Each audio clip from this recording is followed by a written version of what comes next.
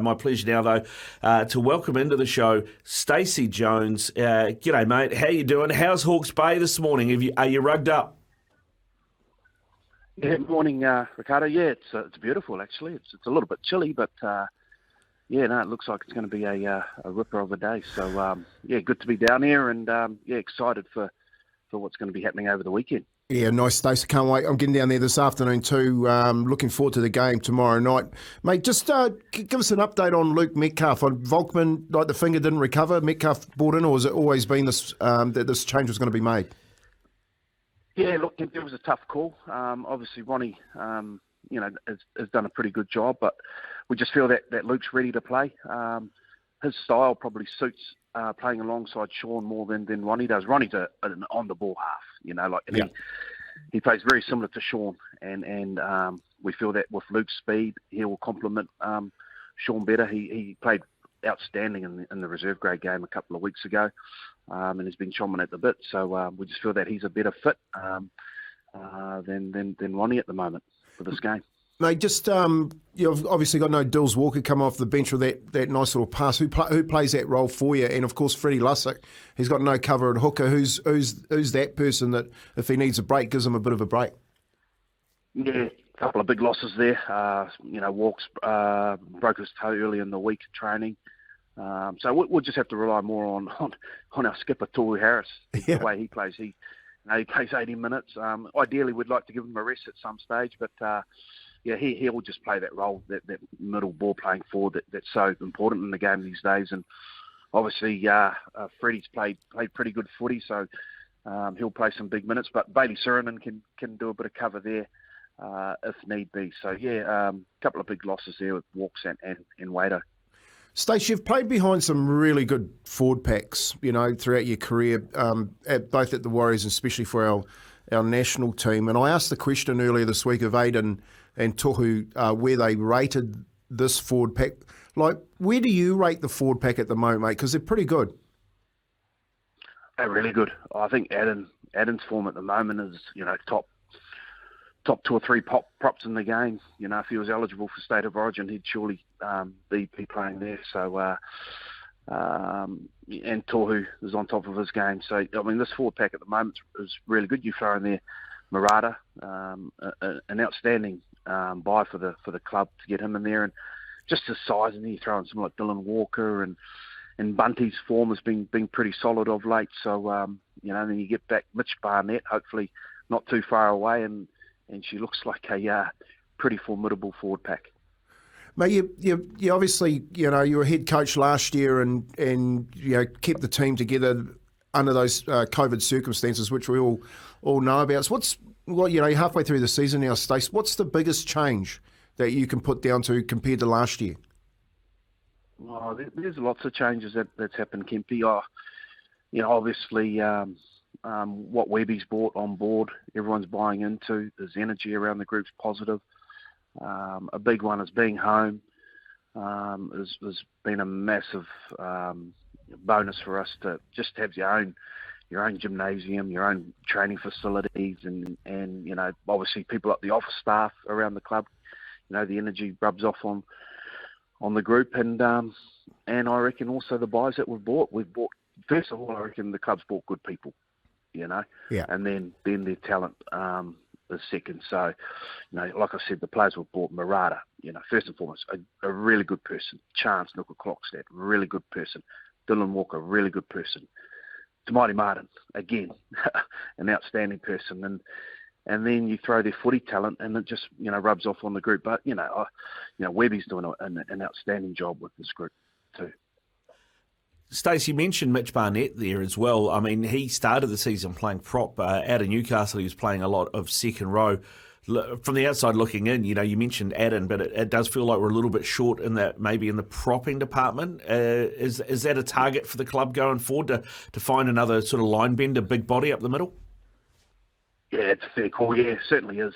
The game is not based around 17 players. It's probably based around more 30 players that you need, and you're always going to have injuries, and we've had our fair share of injuries this year. And touch wood, we don't get too many more going forward. So you certainly need the big boppers, and the group that's been doing the job week in, week out has done a pretty good job, but we certainly need, one or two more that, that can put their hand up and play at this level. The other bloke I forgot to mention too was Jazz Tavanga, a person that's, been out for a while in this group, and we certainly get him back and, we go another level with this group of forwards.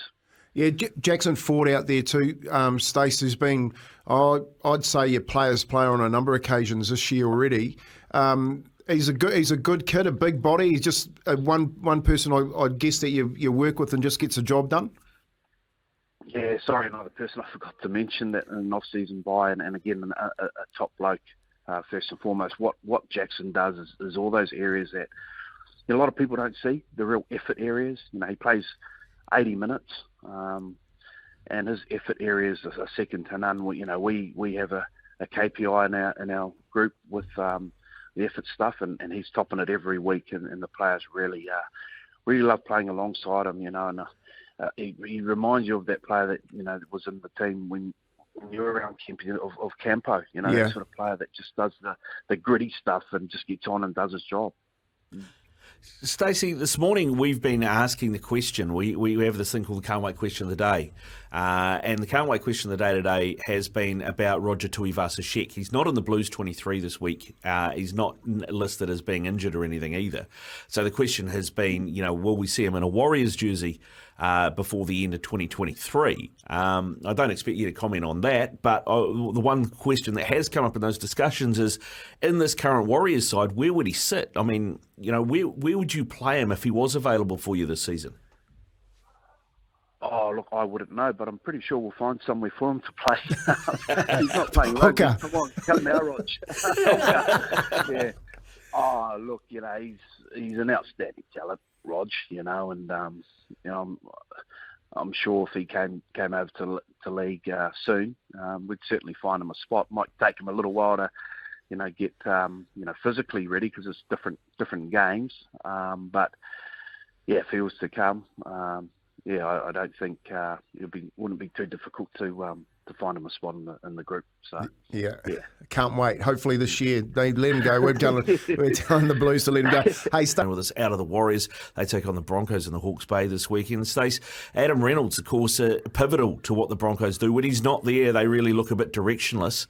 How do you prep for shutting down a bloke like Adam Reynolds? Because I watch him play, and he's probably the one halfback at the moment running around in the modern game that reminds me of you. So does that make it easier for you guys to figure out what to do to shut him down?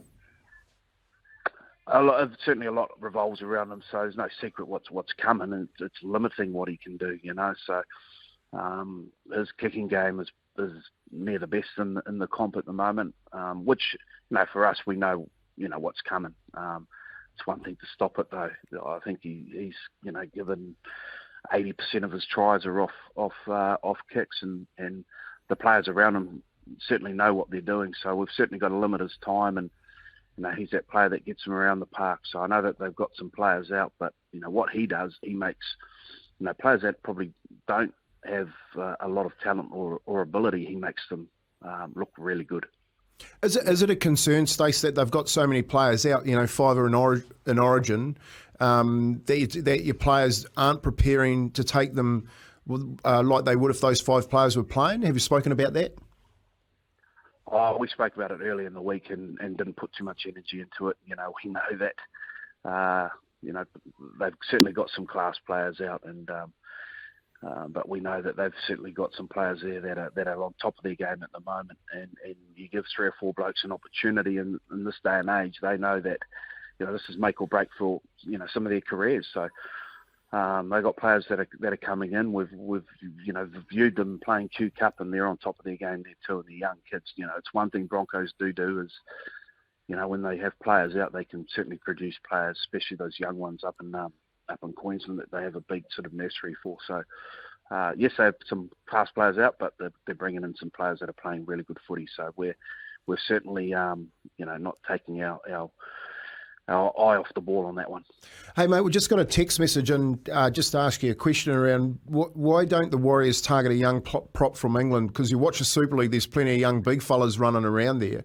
Are they just not good enough, or is the hassle of moving them here too much? That's from one of our all-time callers, Mark. He's a mad South supporter. Are you looking in England at the middle players? One good thing we do have here at the moment, and with our assistant coach, I should have mentioned, he's fought a lot here, is Rich Agar, and he knows a lot. You know Rich Kempy. Yep. He certainly, his knowledge of the game is second to none, especially up in England. So, yeah, he is looking up there. It's just there's a difficult thing. You know, A, is you're getting them to want to come here, and B, I know there's different sort of transfer fees. They all come into play. Yeah. So we are certainly looking up there, but it's not as clear cut as what it is trying to get them down here. Yeah. Good stuff, Stace. Hey, listen, mate, thanks very much for getting up early and taking a call. Really appreciate your time, and enjoy your time in the Hawke's Bay, and best of luck tomorrow, eh? Yeah, thanks, guys. Can't wait. Hopefully it's going to be a big day, and get a good crowd there, and the Warriors, the boys can put on a good performance. Yeah, indeed. Apparently, our mate Marshy in the Hawke's Bay reckons the weather's going to be a blinder, so you should have a nice firm track as well to run around on, which would be fantastic. Good stuff, Stace. Go well. Brilliant. Thanks, boys. Cheers. Cheers. Bye. Stacey Jones there with us.